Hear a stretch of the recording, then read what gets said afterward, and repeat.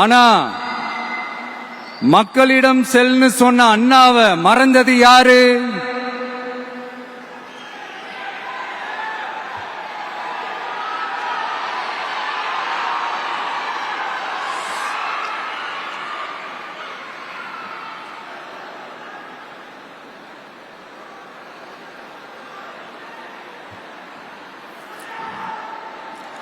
கொள்கையா? அதனப்பா kilo என்ன விலை என்னன்னு கேட்கிற அளவுக்கு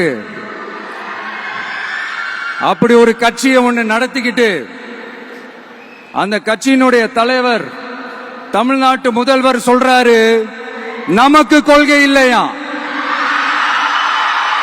எப்படி நமக்கு கொள்கை இல்லையா?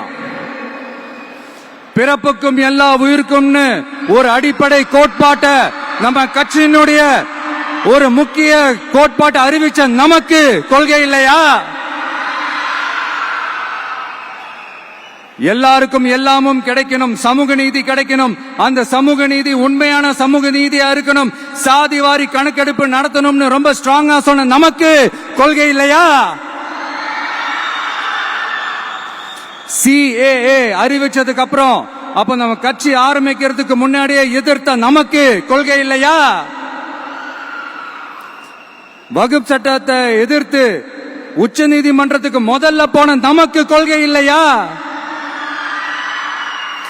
நீட்ட வந்தா ஒழிச்சிருவேன், நீட்ட வந்தா அழிச்சிருவேன், ஆட்சிக்கு வந்தவனே ரத்து செய்யறதே நீட்ட தான், அப்படி இப்படின்னு கதையெல்லாம் விடாம